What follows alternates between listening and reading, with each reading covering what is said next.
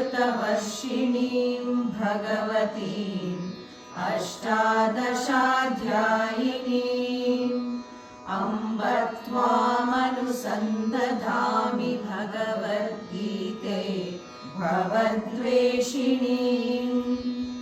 नमोऽस्तु ते व्यासविशालबुद्धे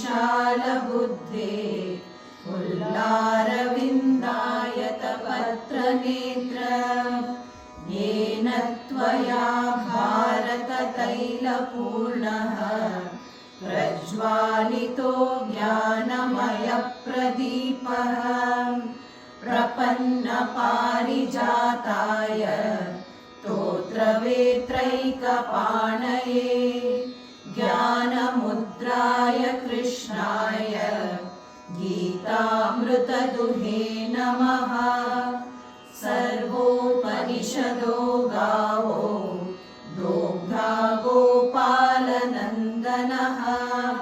पार्थो वत्स सुधीर्भोक्ता दुग्धं गीतामृतं महत्।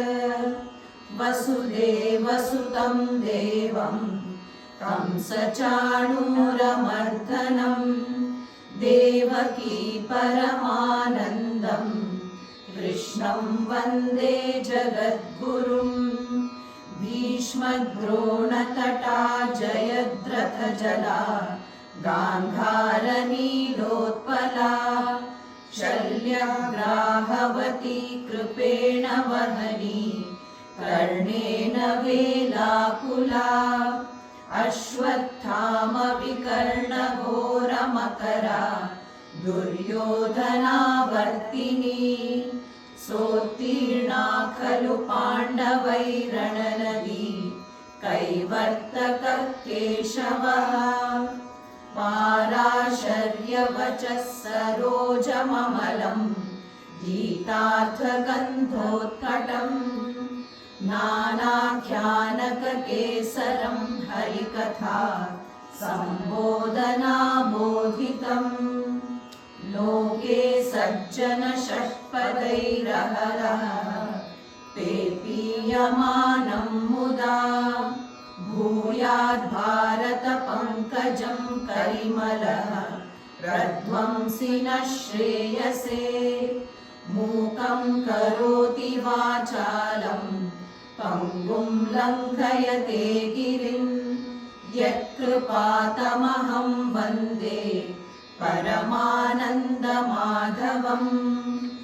यं ब्रह्मा वरुणेन्द्ररुद्रमरुतः स्तुन्वन्ति दिव्यैस्तवैः वेदैः साङ्गपदक्रमोपनिषदैः गायन्ति यं सामगाः।